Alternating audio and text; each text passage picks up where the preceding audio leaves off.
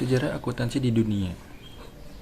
Penemu pertama teori akuntansi di dunia, menurut sejarahnya, ilmu akuntansi muncul pertama kali pada tahun 1494, yang mana di kala itu ada seorang matematikawan bernama Luca Paciolo yang berhasil membukukan pencatatan keuangan dengan model berpasangan. Buku yang dicetak oleh matematikawan sekaligus pembuka agama ini diberi nama atau judul Summa de Arithmetica Proportioni et Proportionita. Isi dari buku ini adalah metode pembelajaran cara mengelola keuangan yang dibuat secara khusus untuk para usahawan di kala itu. Munculnya sistem pembukuan berpasangan. Pada awal kemunculan akuntansi masih belum diberi nama itu, melainkan disebut dengan istilah sistem pembukuan berpasangan. Awal munculnya sistem ini ditemukan pertama kali di Eropa Barat, karena memang di sanalah si penemu pertama menyebarkannya sebagai pembelajaran kepada pembisnis. Namun, beberapa waktu kemudian, sistem pembukuan berpasangan mulai dikenal banyak di negara-negara besar yang lainnya. Bahkan negara sekelas Amerika Serikat juga menggunakannya, sekalipun dengan nama yang berbeda. Di Amerika, pembukaan sistem disebut dengan sistem Anglo-Saxon. Perkembangan sistem pembukuan berpasangan. Selain Amerika Serikat, Belanda juga mengadopsi ilmu pembukuan berpasangan. Negara ini menamakannya pembukuan sistem kontinental. Tentu pertanyaannya sederhana, mengapa sistem pembukuan yang sama tetapi memiliki nama yang berbeda-beda? Sesungguhnya sistem pembukuan berpasangan yang sudah menyebar di Eropa Barat mengalami perkembangan yang sangat signifikan, terutama di zaman pertengahan, yang mana di kala itu terjadi perpindahan progres perdagangan dari Venesia Italia ke Eropa Barat. Bahkan Inggris sempat menjadi pusat perdagangan di masa revolusi industri ini. Karena eksodus para pedagang yang terbiasa melakukan pencatatan pembukuan, maka pembukuan mulai berkembang. Sistem akuntansi yang beredar di Inggris di kala itu yaitu sistem pembukuan berpasangan, yang nama Inggrisnya sudah dijelaskan di atas. Karena perkembangan inilah muncul versi-versi baru dengan nama-nama yang berbeda. Versi-versi inilah yang sejatinya mulai dikenal dengan istilah kontinental di Belanda dan Anglo-Saxon II di Amerika Serikat. Ini terjadi kira-kira pada abad ke-19. Munculnya teori akunting atau akuntansi. Di abad ke-19, Amerika Serikat mempatenkan teori Anglo-Saxon II menjadi teori yang lebih komprehensif yang disebut dengan istilah teori akunting, dan ini yang dianggap cikal bakal lahirnya teori akuntansi modern. Teori ini mulai berkembang pesat di awal abad 20, yang mana di kala itu Amerika Serikat sudah mengenal komputer yang membuat pengaplikasian akuntansi menjadi lebih mudah. Tak hanya itu, penambahan teori di dalam pembukaan juga semakin diperkuat. Maka dari itu, saat ini bisa ditemukan teori akuntansi sebagai disiplin ilmu pengelolaan keuangan yang kompleks dan seakan final. Karena segala bentuk pengelolaan finansial dari yang tradisional hingga kontemporer ada di sana. Inilah sejarah munculnya akuntansi di dunia. Yang kedua, sejarah perkembangan akuntansi di Indonesia. Sejarah akuntansi di Indonesia. Sejarah akuntansi di Indonesia dinyatakan muncul pertama kali di abad 1642, yang mana di kala itu masyarakat tradisional sudah mengenal pencatatan keuangan termasuk kalkulasi laba rugi. Kemampuan ini dibawa oleh pedagang-pedagang dari luar negeri yang memang menjajakan barang dagangannya di Indonesia. Negara yang dianggap pertama kali mengenalkan konsep akuntansi di Indonesia adalah Belanda, Portugis, dan Spanyol. Menurut kabarnya, negara ini mendapatkan pengetahuan tersebut dari Romawi di abad sebelumnya. Akuntansi mulai diterapkan di Indonesia. Sekalipun sudah lama masyarakat mengenal sistem pencatatan keuangan karena banyak belajar dari pedagang, tetapi ilmu ini benar-benar diterapkan pada tahun 1642 Bahkan dari bukti-bukti sejarah yang ditemukan, ternyata akuntansi pertama kali digunakan di Indonesia pada tahun 1747. Namun, teori ini masih dilaksanakan secara parsial saja. Bahkan, dianggap teori akuntansi yang dipakai tidak terlalu utuh dan jelas. Baru pada tahun 1870, akuntansi mulai dijalankan dengan lebih serius, pasca dihapuskannya PP Tanam Paksa. Ketika peraturan tersebut dihapuskan, maka banyak sekali investor asing, terutama Belanda, yang menanamkan modalnya di Indonesia. Maka dari itu, demi keteraturan finansial, teori akuntansi pun mulai digunakan di tanah air. Perkembangan akuntansi di Indonesia. Sejak saat itu, teori akuntansi mulai berkembang di Indonesia. Bahkan pada tahun 1952, perguruan tinggi mulai mengajarkannya kepada mahasiswa, yang mana di kala itu masih satu universitas yang mampu mengajarkan, yaitu Universitas Indonesia atau UPI. Pada tanggal 17 Oktober 1957, Ikatan Akuntan Indonesia atau IAI resmi didirikan di Aula Universitas Indonesia untuk mewadahi dan membimbing perkembangan akuntansi serta mempertinggi mutu pendidikan akuntan. Sekalipun demikian, dalam perkembangannya mulai banyak universitas lain yang juga mengampu disiplin ilmu akuntansi, baik di kampus negeri maupun masih berstatus perguruan tinggi swasta. Sejarah pemberian gelar akuntansi di Indonesia. Sudah dijelaskan di atas, hal perkembangan ilmu akuntansi di Indonesia sudah semakin pesat. Bahkan beberapa kampus sudah mulai mengajarkannya saat ini dan dipelopori oleh Universitas Indonesia atau UI. Pertanyaannya adalah, kapan gelar akuntansi pertama disematkan kepada personal? Menurut sejarahnya, gelar pertama kali ini dimasukkan ke dalam regulasi pada tanggal 23 Desember 1957. Ini termasuk di dalam UU nomor 34 tahun 1954, yang mana regulasi ini berfungsi untuk mengatur pemberian gelar akuntan kepada sarjana akuntansi maupun para ahli sejenis. Perlu diketahui, di kala itu yang menurunkan regulasi tersebut bukan pemerintah, melainkan Ikatan Akuntansi Indonesia atau IAI. Organisasi inilah yang di dalam perkembangan selanjutnya berhasil menjaga semua aturan akuntansi di Indonesia tetap dilakukan dan dijaga entitas keilmuannya. Bahkan dalam perkembangannya, organisasi ini juga membuka dua organisasi baru yang disebut Seksi Akuntan Publik. Ini dibuat pada tahun 1978. Sedangkan organisasi yang kedua adalah Seksi Akuntan Pendidikan yang dirilis pada tahun 1980. Itulah penjelasan singkat tentang bagaimana sejarah akuntansi baik di dunia maupun di Indonesia. Yang ketiga, sebutkan dan jelaskan bidang keilmuan dan lapangan pekerjaan akuntansi. Berikut adalah profesi-profesi yang merupakan prospek kerja jurusan akuntansi. Yang pertama adalah akuntan perusahaan. Akuntan perusahaan bertugas untuk membuat laporan keuangan di sebuah perusahaan. Tugas ini dapat kamu terima dapat beberapa jenis profesi seperti akuntan publik, asisten akuntan manajer, dan sejenisnya.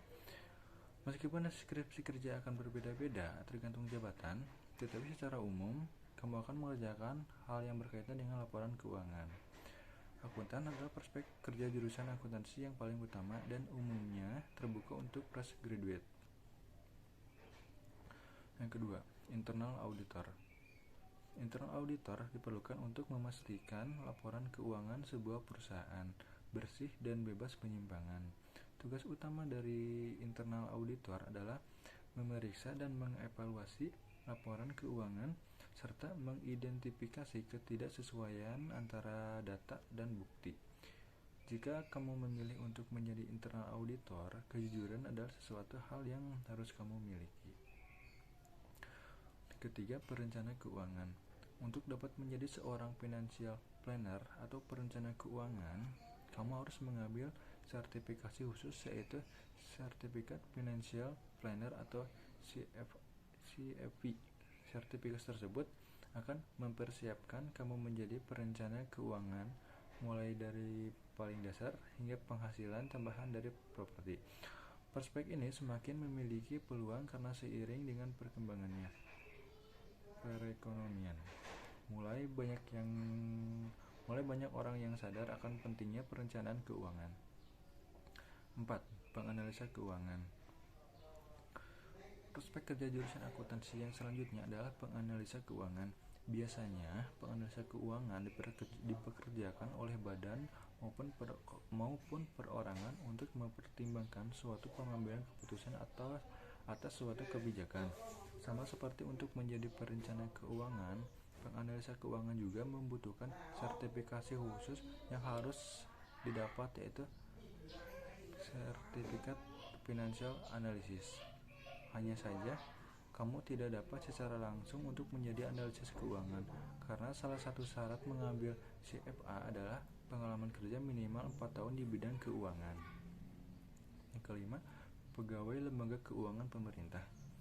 Pemerintah memiliki berbagai lembaga keuangan seperti Bank Indonesia atau BI dan Otoritas Jasa Keuangan atau OJK. Kamu dapat memasukkan lamaran apabila lowongannya dibuka. Hanya saja persaingannya akan sangat ketat. Bekerja di perusahaan pemerintah mungkin dapat menjadi sesuatu kebanggaan. Gaji yang ditawarkan untuk staf kedua lembaga di atas akan jauh di atas rata-rata akuntan lainnya. Selain itu, posisi pegawai negeri sipil juga banyak tersedia untuk lulusan akuntansi. Yang keenam, wirausahawan. Pengetahuanmu mengenai keuangan akan membuatmu menjadi lebih teliti, jeli, dan perhitungan terhadap peluang usaha. Oleh sebab itu, saat kamu memiliki peluang untuk memulai sebuah bisnis, kamu dapat menjadikannya semua yang kamu dapat sebagai bekal. Yang keempat, sebutkan dan jelaskan pihak-pihak yang berkepentingan terhadap informasi akuntansi. Secara garis besar, ada dua pihak yang membutuhkan informasi akuntansi, yaitu pihak internal dan pihak eksternal. Keduanya dibedakan dari hubungannya dengan perusahaan. Pihak internal. Pihak internal adalah pihak yang bertanggung jawab untuk mengelola dan menjalankan manajemen perusahaan. Pemakai dari pihak internal disebut internal user. Pihak internal meliputi pemilik perusahaan, jajaran manajer, hingga karyawan perusahaan. 1. Pemilik. Pemilik perusahaan berkepentingan untuk mengetahui kondisi ekonomi bisnisnya. Apakah perusahaannya berjalan dengan baik atau tidak? Laporan akuntansi dapat membantu pemilik memahami posisi keuangan, kondisi investasi, membandingkan rekening dengan periode sebelumnya, dan melihat prospek perusahaan di masa yang akan mendatang, serta hasil yang mungkin dicapai. Kedua, manajemen. Manajer merupakan pihak yang bertanggung jawab atas perusahaan, sehingga mereka bergantung kepada informasi akuntansi dalam menjalankan tugasnya. Contohnya, untuk menentukan harga produk, manajer di bidang produksi memerlukan informasi dari akuntan yang berkaitan dengan perhitungan biaya produksi. Ketiga, karyawan. Karyawan perusahaan juga perlu tahu informasi akuntansi. Mereka dapat menggunakannya sebagai bahan dalam mendiskusikan kontrak kerja, pengajuan kesejahteraan, hingga kepentingan karyawan lainnya. Kemudian pihak eksternal. Pihak eksternal adalah pihak-pihak di luar perusahaan tapi memiliki hubungan dengan perusahaan, baik sebagai rekan kerja maupun pemilik saham. Pihak eksternal meliputi kreditor, pemerintah, investor, dan masyarakat. Kreditor. Yang pertama, kreditor adalah pihak yang memberikan bantuan barang kredit maupun pinjaman kepada perusahaan, seperti bank. Kreditor perlu tahu informasi keuangan perusahaan untuk menilai kemampuan perusahaan dalam mengembalikan pinjaman yang telah diberikan. Kedua, pemerintah. Perusahaan tentu memiliki pajak yang harus dibayar ke pemerintah. Karena itu, pemerintah sebagai pemungut pajak menggunakan informasi akuntansi untuk menghitung biaya pajak yang harus dibayar oleh perusahaan. Ketiga, investor. Investor adalah pihak yang memiliki modal dan peluang untuk menanamkannya ke perusahaan. Oleh karena itu, investor menggunakan informasi keuangan perusahaan untuk melihat kemampuan dan prospek perusahaan di masa depan. Akuntansi juga memungkinkan investor untuk mengetahui keamanan investasi. Yang keempat adalah masyarakat. Golongan masyarakat termasuk ke dalam konsumen dan mereka yang akan menjadi karyawan perusahaan. Sebagai konsumen, masyarakat menggunakan informasi akuntansi untuk mengevaluasi hubungan dagang atau usaha yang akan datang. Selain itu, lewat informasi akuntansi, masyarakat juga dapat melihat kontribusi perusahaan dalam skala perekonomian nasional dan perkembangan kesejahteraan perusahaan. Hal itu dapat menjadikan pertimbangan dalam melamar kerja. Kemudian selanjutnya, siklus akuntansi perusahaan jasa. Untuk perusahaan jasa, umumnya siklus akuntansinya sama seperti pada umumnya. Transaksi dibukukan ke jurnal umum dan jumlahnya dimasukkan ke dalam buku besar. Pada akhir siklus akuntansi, baik itu bulanan, catur bulan, atau setahun, perhitungan di buku besar akan disesuaikan dan pernyataan keuangan dipersiapkan. Setelah akun tutup periode, nanti akan dibuka kembali setelah dilakukan penyesuaian. Ini urutannya. Analisa transaksi.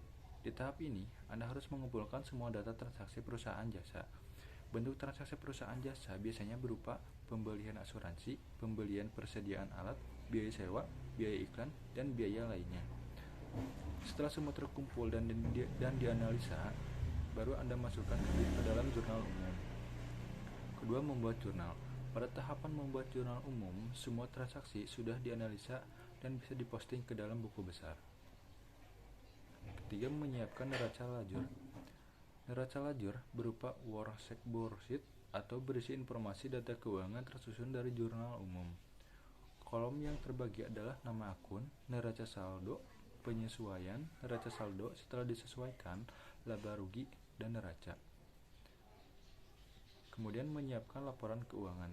Jika sudah pada tahap ini, Anda harus berhati-hati memasukkan data jurnal ke dalam laporan keuangan, supaya tidak terjadi kesalahan perhitungan. Di dalam laporan keuangan akan berisi kolom debit dan kredit yang akan ditutup.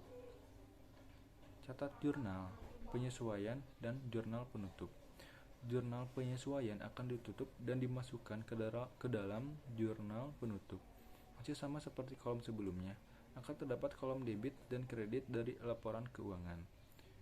Di akhir akan terlihat jelas kesimpulan pemasukan, yaitu jumlah debit yang akan ditutup, posting jurnal penyesuaian, dan jurnal penutup. Setelah semua debit dan kredit dicatat, maka Anda harus posting kedua jurnal penyesuaian dan jurnal penutup ke dalam buku besar. Kemudian menyiapkan neraca saldo. Ini adalah tahapan akhir dalam siklus akuntansi perusahaan jasa. Fungsi neraca saldo adalah untuk memeriksa keseimbangan kolom debit dan kredit yang ada di buku besar dengan menghitung setiap saldo akun di dalamnya.